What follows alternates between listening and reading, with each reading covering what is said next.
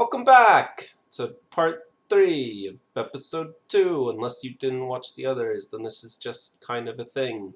And if you didn't watch the others, you probably should. There's going to be a quiz. And if you watch the others, you'll probably be bored, because it's mostly audio, No, well. right? And I wouldn't tell them they're going to be bored. They're going to be Oh. excited. Yeah, you're going to be excited to watch that picture. So, again, if the pictures are copywritten or whatever, just let me know. Also, if you're the author and you don't want me doing this, let me know. No worries. We'll just read someone else's work. It's out there on the internet. We can do whatever we want, right? Yeah. Also, we should probably contribute our own pastas at some point. For sure, man. Yeah, just to not be like the. But we won't read them. Yeah, we won't read our own. You guys can do that. All right. Should we? We should. Okay. I'm reading a story called Trans-Siberian Express. And it looks a little something like this. Well, yeah, I don't know. That's creepy? That's a little creepy. Look, there's like a ghost train over here. And like a ghost train station. You see? No? This is scary to me because I'm not seeing it. Yeah. Oh. Okay. This is broken down into journal entries, okay? So, I mean, I'm assuming they're journal entries. They could just be, like, odd partitions in maybe his the guy just, story. like, starting every paragraph with a new day. Yeah, could be. So here we go. Day 1. After stowing our luggage away under the bottom bunk and taking a few moments to adjust to our new home for the next 7 days, we turned to face our traveling companion, or the random stranger who made the journey work out that little bit cheaper. She seemed pleasant enough. Her name was Elena. She was 25, foreign, Eastern European, I would guess. Average looking. We could have done worse. After the initial small talk and introductions were over, we took our seats, and my wife and I began chatting about the trip and such. I noticed Elena go to the window and watched from the corner of my eye as she pulled back the curtains. She seemed to freeze suddenly and almost jump back from the window with a gasp. I started to get up to see what she was looking at, but she motioned at me to sit back down and returned to her side of the cabin. I thought I saw something, but there was nothing. Day 2. I was finding the journey quite pleasantly at this... Wait, what? Oh, okay. Sorry, I mixed up my words. I was finding the journey quite pleasant by this point. The scenery was more impressive than I could have ever imagined, and I was getting excited about our first day trip in the morning. My wife, Elena, and I would chat now and again, but Elena was conscious of the fact that we were newlyweds and needed our privacy. I liked her for that. He's probably a creep. I mean, come on. Come nighttime, I was pretty tired and fell into a deep sleep almost instantly. I don't know for what reason, but I awoke with a start some time later. I could feel a presence, like someone was where they shouldn't be. I peered over the side of my bunk, and there she was, Elena, just stood at the window staring. Elena? I whispered. Oh, wait. Elena! I whispered. She looked up at me, terrified. She looked back at the window and then walked back to her bunk and got in. Back turned to me. Day 3. That morning I had expected Elena to mention the events of last night, but she didn't. She got up as normal, got ready, and was off the train as soon as we were permitted. I wondered if it had been a dream. My wife and I had enjoyed the city sights, ate some good food, and generally had a good day. Back in the cabin, Elena was reading a book, and my wife was resting. I got up to go to the toilet. Man, it reeked. And then I noticed that Elena's eyes followed me out, almost as though she was waiting for me to leave. When I Sorry, I'm laughing at my own joke. When I returned, she was at the window taking photo after photo. She turned to me, holding out the camera. Tell me, please, what do you see? But she sounds Eastern European, right? Yeah. Tell me, please, what do you see? I looked down at the camera. Scenery. Blurred scenery, blurred trees, terrible photos. She looked at me blankly. Then you do not see her? She was shaking violently. I just see trees.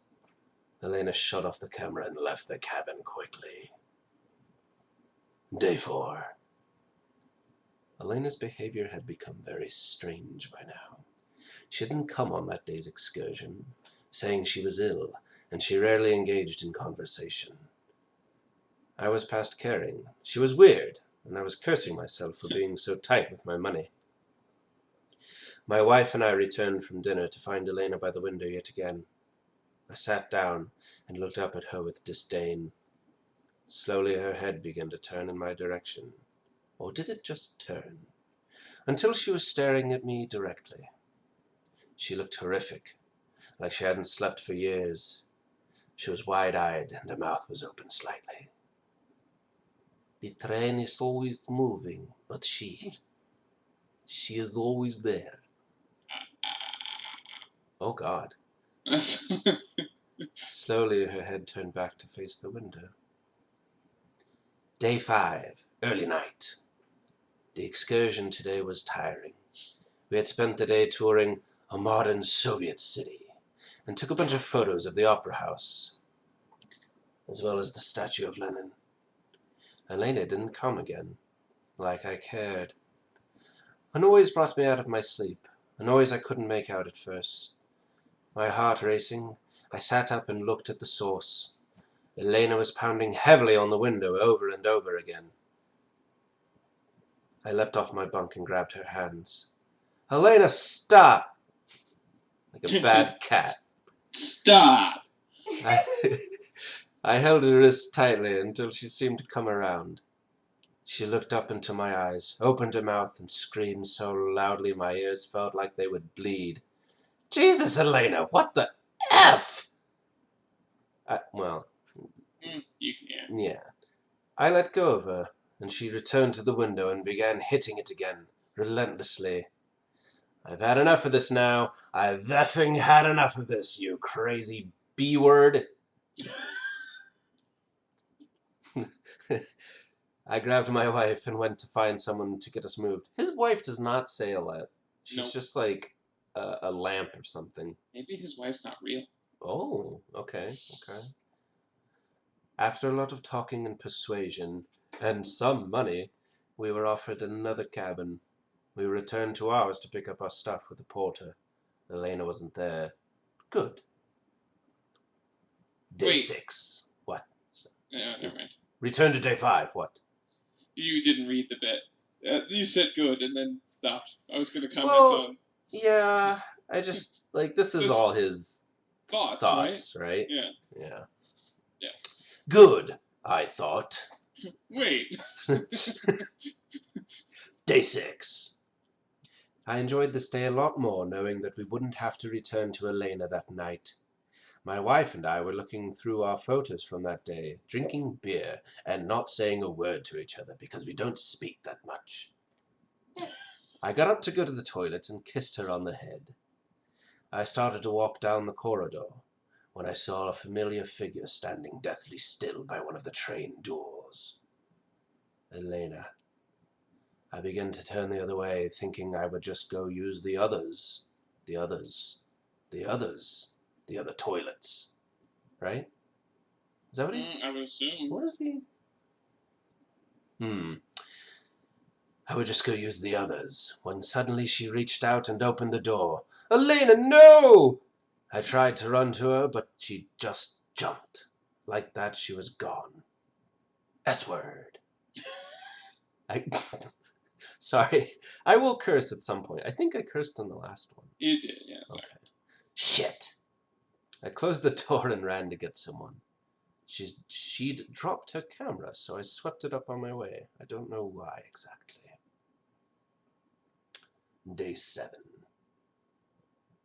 The train had been stopped for some time now, and I had answered as many questions as I could.